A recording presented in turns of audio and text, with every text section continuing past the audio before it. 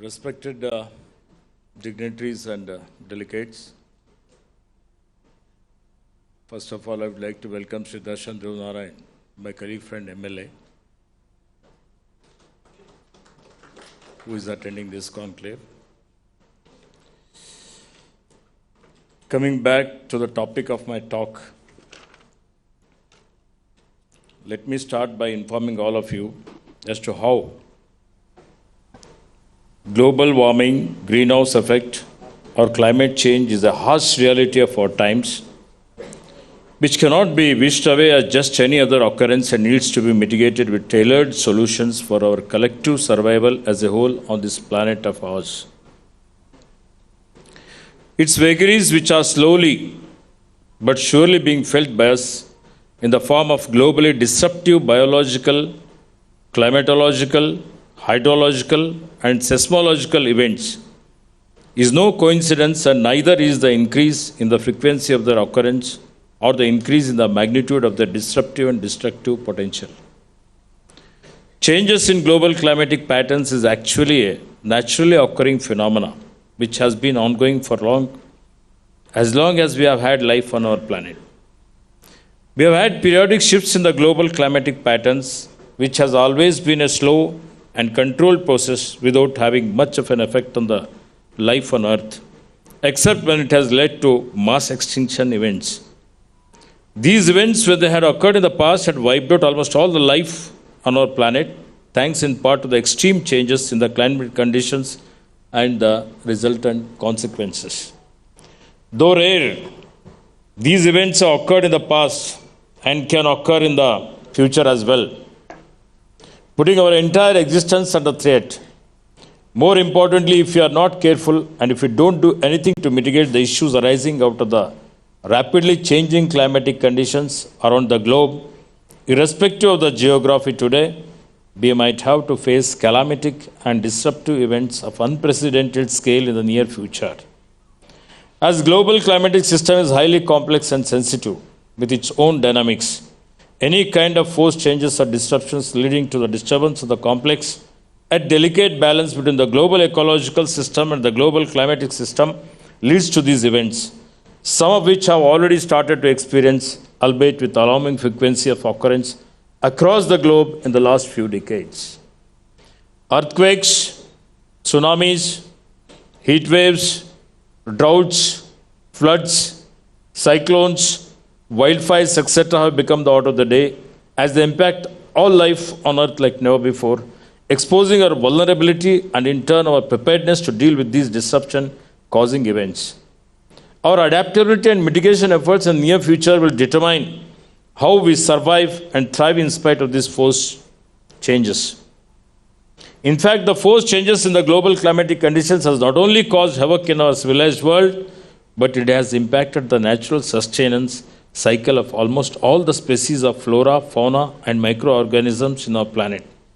The effects have been so acute on some of the species that they are already on the path to extinction. Some others, especially some microorganisms, have started to evolve in a dangerous way to be able to adapt to the forced changes being brought about by climatic change. This adaptation has led to a change in the way they interact with other species, including us. This change in the interaction, my friends, is the very reason why we have been facing various biological events of late, more commonly known as the outbreak of infections. The frequency and magnitude of the outbreaks of these infections, some of which can be civilization level threatening like COVID-19 or H1N1 viral outbreak, are only going to increase in the future as the adaptation and the mutation cycle becomes more hurried in the microorganisms, which unfortunately is going to become deadlier for us and a challenge to our collective survival. And yet, we are not working with alacrity and earnestness, which is now how we have to, and which is also need the hour when it comes to climate change mitigation, effective disaster management, or building resilience. Human beings as a species have always aspired for betterment. It is this quest that is assured in this wonderful technological revolution, where pretty much everything is in the realm of possible. But to be able to achieve this level of finesse, we have severely compromised our environment degraded it thoroughly, and are consuming our finite resources at a breakneck speed without thinking about it tomorrow. Your tomorrow, my tomorrow, or children's tomorrow, tomorrow, and their children's tomorrow. It is as if we don't care about having a tomorrow at all. Not for all us, not for the people around us, and certainly not for the future generation whatsoever. In fact, when it comes to consumption of resources, we have consumed more of them in the last half a decade than the entire history of humankind put together. The most pertinent amongst all of those resources being the carbon-based fossil fuels, the energy prime movers of our growth story, and also the very reason for the rise in the mean global temperatures. Carbon dioxide and methane released from the combustion of the fossil fuels tend to work as the greenhouse gases, trapping the atmospheric heat and radiation, resultantly increasing the surface mean temperature of our planet, the biggest reason behind climate change and all its ills. Our beloved state, Karnataka, has always been highly susceptible to the adverse effects of climate change, all thanks to its unique geography. Also, the fact that a huge chunk of demography is reliant for its sustenance and economic growth on climate intensive sectors such as agriculture, horticulture, forestry, animal husbandry, fisheries, etc., doesn't really augur well for the state in the long run if we don't have a proper mitigation plan and work towards capacity building and resilience. In fact, our state has already started feeling the adverse effects of climate change in the last few years, as there has been a marked and noticeable change in the rainfall patterns across the state, with quite a few areas coming under rainfall deficit and drought-prone category. Bidar, the northernmost district of the state, and I come from, has been experiencing periodic droughts for a while now, which has been having a very bad adverse impact on the livelihood patterns of the local demography. Almost all the sectors in the district have been adversely impacted because of that. Though we are trying our best to help improve the situation, it will take a while before we are able to effectively counter the impacts on the grassroots level and build resilience amongst our populace, as reversing the impacts of climate change need a lot of training, time, and resources. In fact, not just Bidar, but the effects of climate change are expected to further alter the distribution of resources, change livelihood patterns, damage socio-economic systems, and diminish functionality and quality of life in other parts of our state as well as in the near future, leading to disruptions which can potentially negate the developmental gains the state has made over a very long time, all thanks to the perseverance and the hard work of its people. In fact, the situation in our capital city of Bangalore isn't very rosy either. Of late, our beloved city and the Silicon Valley of East, known as the world over as one of the most beautiful cities and probably one of the best places to live in until the turn of the century, has been impacted severely by the impacts of climate change. A very well-planned and well-built city, Bangalore has been the prime mover of IT and BT economic growth in our country for many years now. Thanks to the labor-intensive nature of work in these sectors, people from all over the country have moved to our city in the thousands for employment and for better prospects for themselves and their families, which led to a massive surge in the demand for more living spaces, leading to severe depletion of green cover across the city, along with putting a severe strain on the water resources, pushing it to precarious position. The change in the rainfall patterns due to the vagaries of climate change didn't help the situation either. This led to transformation of Bangalore from a planned and model environmentally sustainable city built to accommodate a certain rate of human population growth over a period of time to an inorganically dense and unsustainably ever-growing urban jungle with a myriad of concrete structures catering to a size of populace far beyond what it was designed to accommodate space and resource-wise. In fact, the rate of growth has been so spectacular that the need for the space and resources has increased sixfold in the last 25 years alone. Everything has changed in a very short span of time, which wasn't planned for by the planners of the past when they designed this place. Neither did they take into consideration the vagaries of climate change. They may have never imagined that the growth of the city would be so spectacular, so striking and so unsustainable that we have gone from being one of the best cities in the world to being a city with endless traffic jams, depleting groundwater tables, degrading environment, and unsustainable growth in an unusually short span of time, just 25 years to be precise. And this is just a small snapshot of the issues that we face collectively as Bangaloreans today. When I was sworn in as the Minister of Forest Ecology and Environment for the state of Karnataka, I made it a priority to understand how to go about controlling the degradation process and how to help rejuvenate our ecosystems across the state. Of all the places, Bangalore was and continues to be the biggest challenge for the Forest Department and my dedicated team, who was striving hard to make a difference. Many aspects came to fore when we started working on the problems clogging our city, and some of the most pertinent ones which we face are unregulated and illegal constructions, improper water, sewerage and sanitation systems, encroachment, pollution and draining of multiple lakes and other water bodies in and around Bangalore city, mushrooming of multiple highly polluting industries in the vicinity of the city which don't follow environmental norms, deforestation and subsequent encroachment of forest areas both in and around the city, depleting groundwater tables, improper waste handling and management, along with the pollution being caused by vehicular exhaust. While some of these issues have a direct connection with my ministry, others do not. I don't have the mandate to do anything about them, but the ones which we can do something about, we intend to make a big difference. Also, before I move to highlighting our achievements thus far and taking about our plans for the future, I couldn't help but ponder over a very important question. Development for whose sake and at what cost?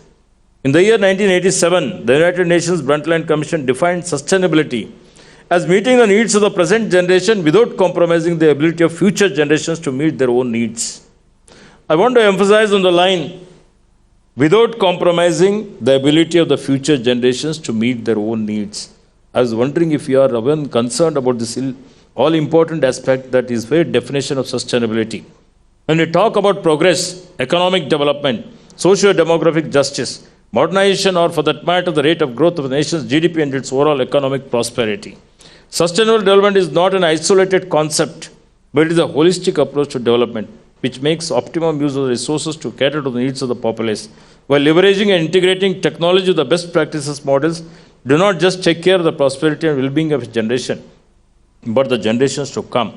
It is pertinent to note that sustainable development is and has to be a holistic approach to the growth model with emphasis on aspects of environment conservation, resource conservation, energy conservation, best practices, recycle, reuse component, and the all-important carbon neutral approach to every cyclic process within the model. Only when we integrate these components into the model, we work towards a future where we grow along with safeguarding the ability of the future generations to grow while also meeting their own needs. Last month, I gave an important talk on climate change mitigation and a policy dialogue on climate action and monitoring here in Bangalore, where the need for an effective action plan to combat climate change was discussed at large amongst the stakeholders and the policymakers from the various governmental institutions and other organizations.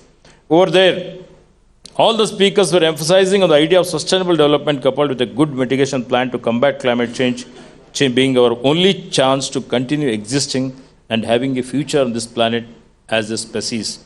They weren't too off the mark either as far as climate change is concerned, as the situation is deteriorating with each passing year and may soon cross the threshold of no return, after which our hands will be forced to work on these aspects anyway without luxury of having time on our hands.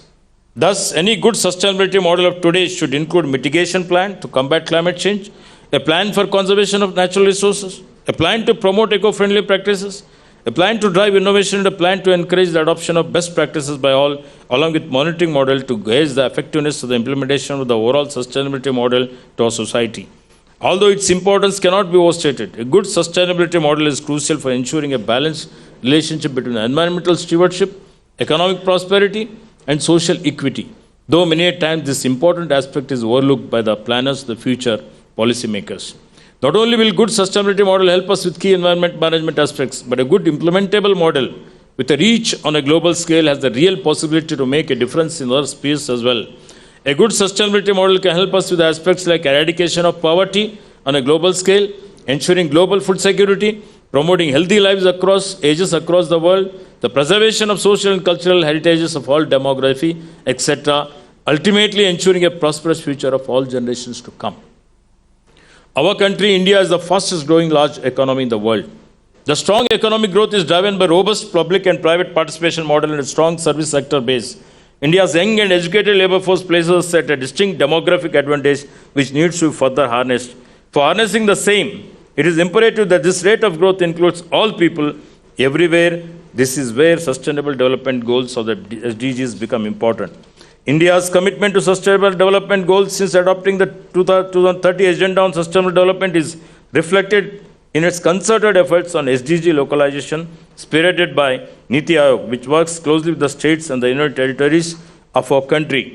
It is pertinent to note that India's achievements with regards to SDGs are critical for global success, thanks to its major share in the world's economic growth story.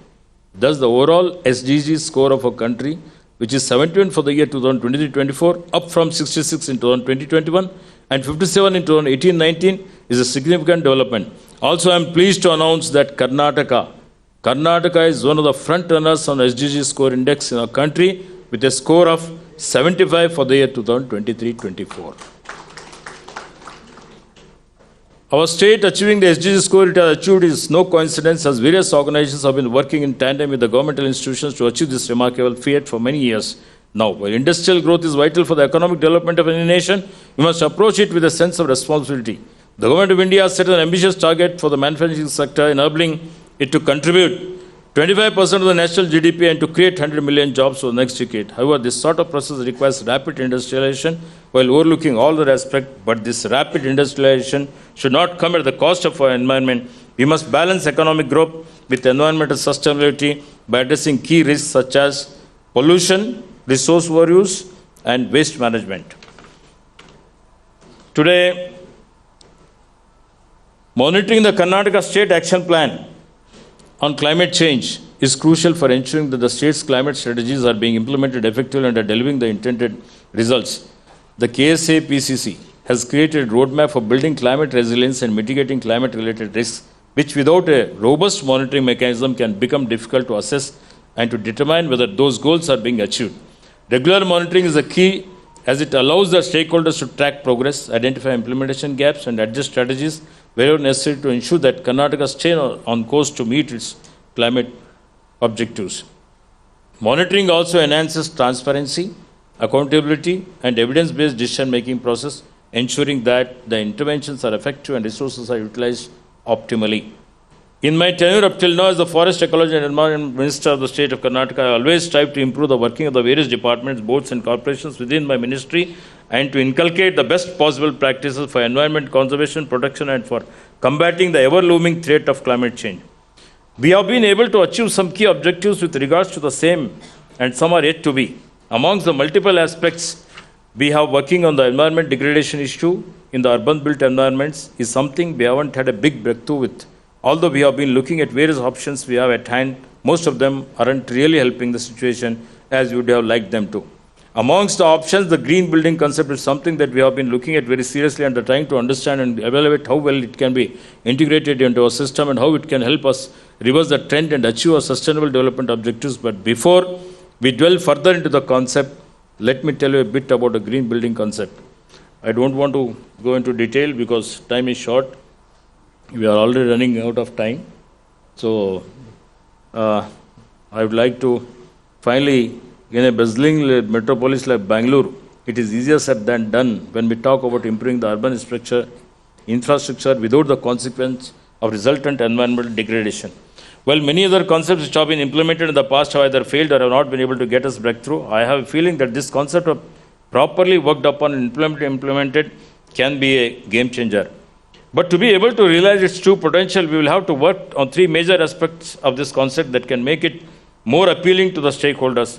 The very people who are directly going to be involved are going to be affected as a consequence of the implementation of this concept, who not only hold the aces but can make all the difference between this concept working well or fading out.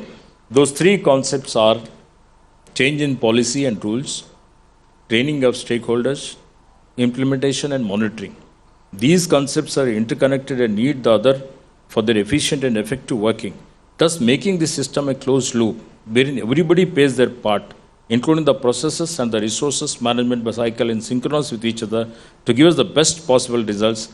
This concept, if implemented well, can not only help us with our sustainable development and urban degradation management objectives, but also the aspects of global warming, vulnerability reduction, hazards management, and disaster risk reduction. Also, I would like to highlight some of the other key achievements of our government and my ministry in the last 20 months of our tenure in ushering in sustainable and equitable development in Karnataka state. We have attracted massive investments as FDI for the foreign direct investment in the state in this government's tenure up till today, and we rank amongst the top 2-3 states in the country in this time period when compared with all other states. We have successfully implemented the 5 guarantees given by us to the people of the state, and everybody is commending us for the job well done. The ease of doing business has significantly improved in the state when compared to the past regimes, and it has led to more companies and organizations coming here to set up shop, which has led to creation of huge number of new jobs and openings. The Brahat Bangalore Mahanagarpalike launched the Bangalore Climate Action Resilience Plan as a significant step towards achieving net zero emissions by 2050. If its objectives are all realized, Bangalore will become one of the most climate resilient and natural disaster mitigated cities of the world, and not just the country. We have made pollution control a top priority in the state and have either straitjacketed the polluting units or have shut them down for non-compliance. Even after repeated pleas by the KSPCB, not only have we been able to solve some of the pestering and legacy pollution issues in the state, but we have ensured compliance at all levels.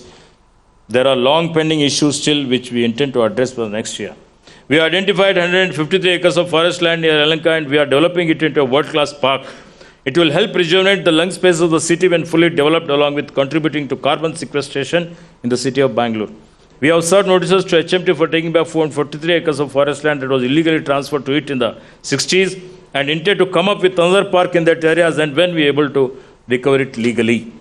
Thanks to optimal planning, training of personnel, and usage of technology, we were able to significantly bring down the man-animal conflict in Karnataka this year. Also, as I had stated earlier, the state of Karnataka has about 22% of its land area of the state is under forest. We intend to further increase the green cover of Karnataka. Also, under my tenure, we have removed huge amount of encroachments and recovered forest lands pretty much across the state, something never done in the history of our state. Before, I intend to step up the scale of operation and work further in this direction. Anyways, these are just some of the highlights of the achievements of our government and my ministry in the last 20 months. We intend to improve ourselves further so we can contribute better towards the well-being of all the people of Karnataka state. Lastly, thank you all for bearing with me and giving me a patient ear. Thank you. Thank you very much.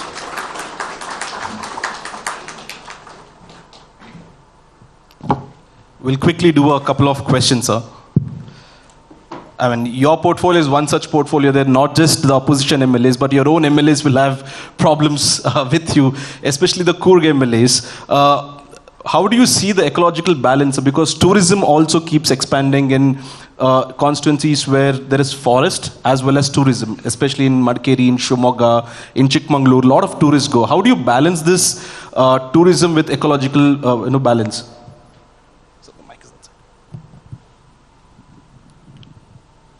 First of all, I would like to tell you that all my MLAs are supporting me. They are supportive of the environment because Punarna is here, Mantar Gowda is here, Darshan Dhuvnana is here. They are all from Western Ghats. And every time, whenever I have a discussion with them, they 100% support all my goals. You spoke about tourism. Ecotourism can be a boon or bane for conservation. Karnataka is fortunate enough to have beautiful trekking paths. Recently, I have visited some of the trekking paths. Kumar Parvat and all Kudremukh, so many places. A lot of people, especially youngsters, they want some kind of adventurism, some kind of recreation. So we have to balance. We have taken a calculated decision. So I had a discussion with my officers, and earlier I used to see in newspapers and all other places that a lot of people are entering trekking paths, and there is rush, and there is every possibility of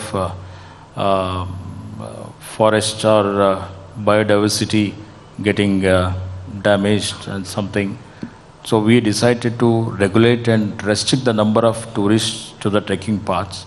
Now, I think we are allowing only 150 at a time to all the trekking paths, so that we can conserve forest, we can conserve biodiversity, and tourism should also be there without affecting the forest and the biodiversity of that area. Okay.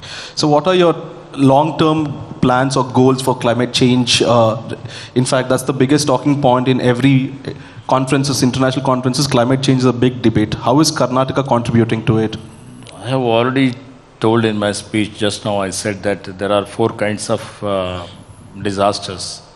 Climatological disaster is there, hydrological disaster is there, and seismological disaster is there, biological disaster is there. So these disasters, they have happened earlier also. And now the frequency and intensity has increased. So we have been seeing just in few months back, there was a landslide in Churu, so many people died. There was a landslide in Kerala, Wayanad, and even villages, there were totally hundreds of people died there.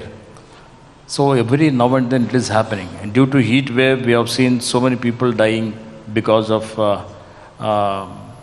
global warming, as in Delhi and other places. So there are disasters like earthquakes are there, tsunamis are there, cyclones are there, droughts are there.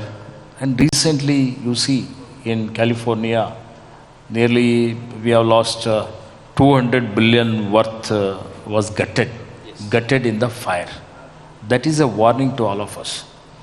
So we have to keep in place, we have to make a mitigation plan for all this. It will take time, but we have to act now immediately, and we are planning for that. We are taking everybody into confidence. I already discussed with the Honorable Chief Minister, the Deputy Chief Minister also, and we'll see to it that all departments adhere to this mitigation plan, climate change mitigation plan. So we are running out of time, so the final question, where do you see yourself in 5 years? What are your political ambitions? I have entered politics for social service. My father is a freedom fighter. I come from Bidar, which is earlier ruled by Nizam area. It's considered to be that it is situated to the considered to be the backward district. It's developing like anything.